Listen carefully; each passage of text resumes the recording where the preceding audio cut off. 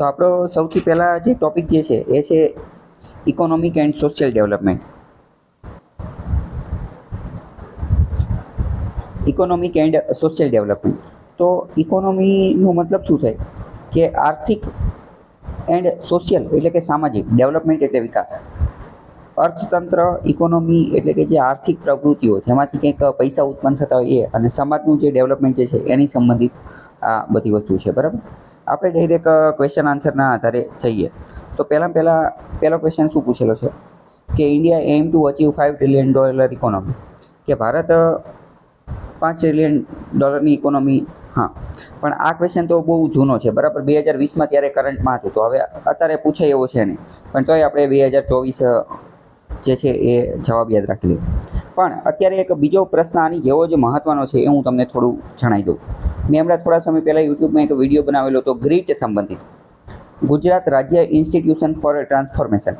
એના વિશે તમને કંઈ આઈડિયા છે? ઓકે.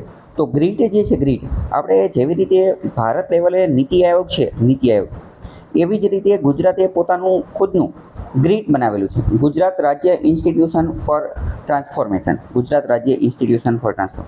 તો પહેલાં તમને પ્રશ્ન પૂછી લેશે કે ગ્રીટનું ફૂલ ફોર્મ શું છે. બીજો પ્રશ્ન પૂછી લેશે કે ગ્રીટ જે છે એ કોની તર્જ ઉપર બનેલું છે, તો એ નીતિ આયોગની આધારે બનેલું છે.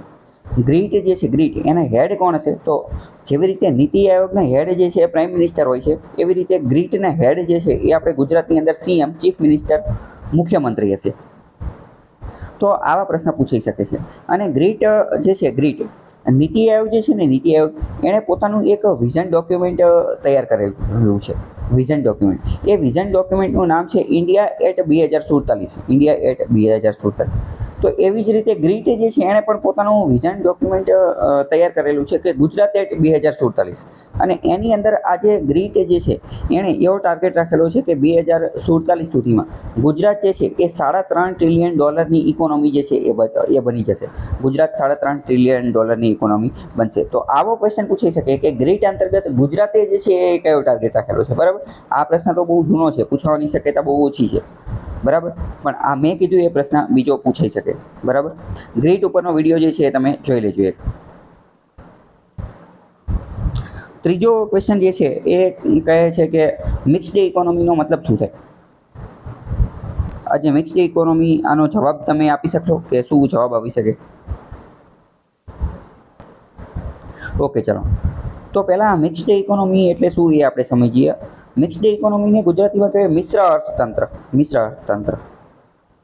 તો પહેલો ઓપ્શન એ એવું કહે છે કે જ્યાં એગ્રીકલ્ચર અને ઇન્ડસ્ટ્રી બંનેને એક સમાન મહત્ત્વ આપવામાં આવતું હોય, તો એને મિક્સ્ડ ઇકોનોમી, એને મિશ્ર અર્થતંત્ર કહેવાય નહીં. બીજો જે ઓપ્શન જે છે એ એવું કહે છે કે પબ્લિક સેક્ટર અને પ્રાઇવેટ સેક્ટર જે છે એ એક સાથે નેશનલ ઇકોનોમી, જે નેશનલ ઇકોનોમી હોય, રાષ્ટ્રીય અર્થતંત્ર, એની અંદર પબ્લિક, સરકારી કંપની અને પ્રાઇવેટ કંપની બંને એક સાથે કામ કરતા હોય, એને મિશ્ર અર્થતંત્ર કહેવાય. તો બરાબર, એ બિલકુલ સાચી વાત છે. આને આપણે થોડું સમજીએ. ભારતે 1990ની અંદર એલપીજી પોલિસી અપનાવેલી હતી. એલપીજીનો મતલબ શું થાય? Liberalisation, privatisation and globalisation. Liberalisation, privatisation and globalisation. આના વિશે તમને કંઈ ખ્યાલ છે?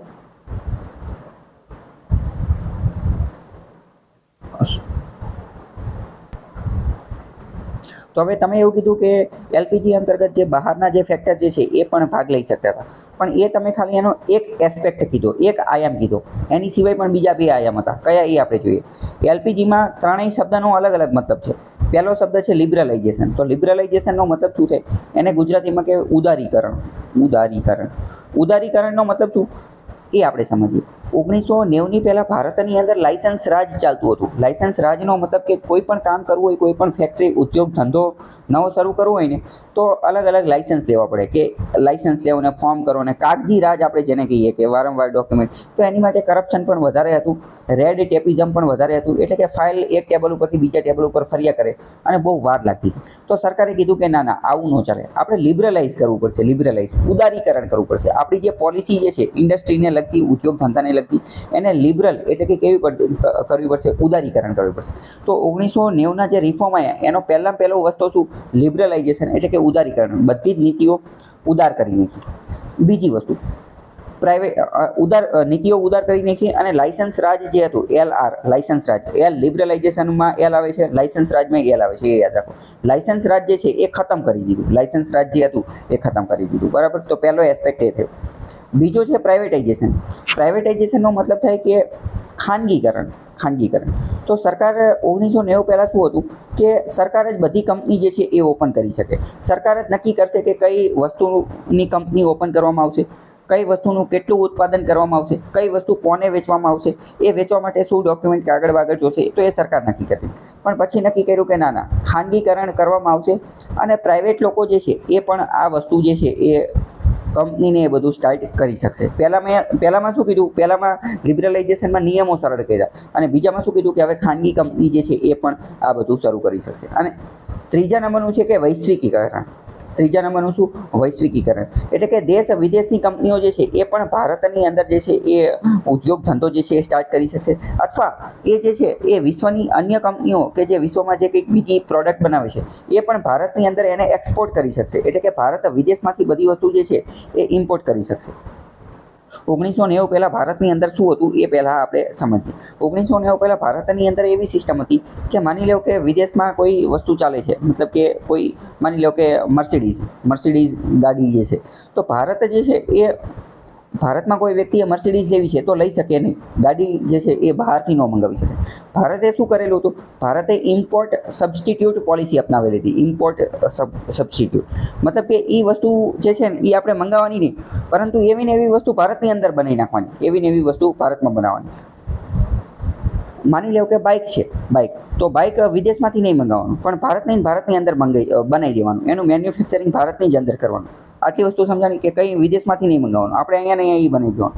પરંતુ આ તો બહુ અઘરું પડી જાય. કેમ? કારણ કે દરેક દેશ દરેક વસ્તુની અંદર તો એક્સપર્ટ હોય નહીં, દરેક દેશની દરેક વસ્તુની અંદર તો સ્પેશિયલાઇઝેશન હોય નહીં, એટલે એ સારું કહેવાય નહીં.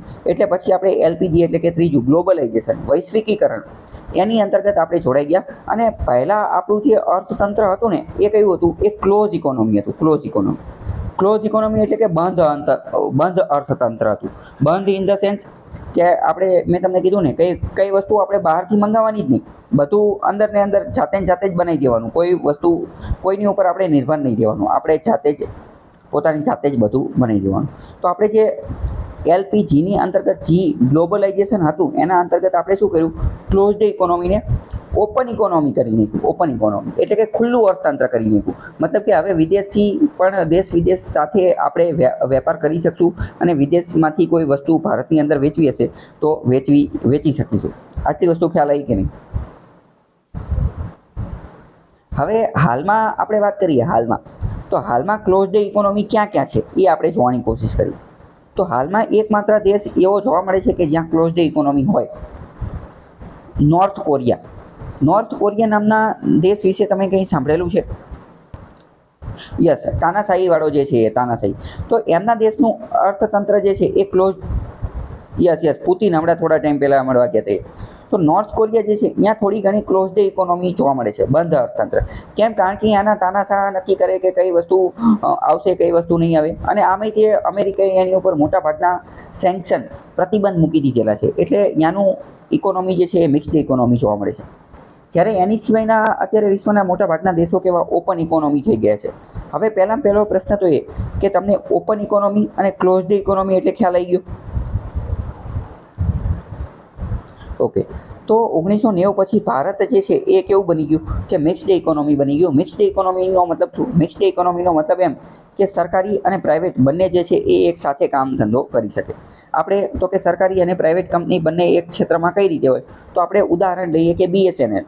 તો BSNL જે છે એ પણ ટેલિકમ્યુનિકેશન સર્વિસીસ પૂરી પાડે છે, તો એ સરકારી કંપની છે. તો એવી જ રીતે જીઓ, એરટેલ, વોડાફોન એ પણ જે છે એ ટેલિકમ્યુનિકેશન સર્વિસ પૂરી પાડે છે, તો એ કેવી છે? પ્રાઇવેટ છે. તો બંને સર્વિસ એક સાથે કામ કરે છે, બરાબર. તો આને આપણે મિક્સ્ડ ઇકોનોમી કહીએ.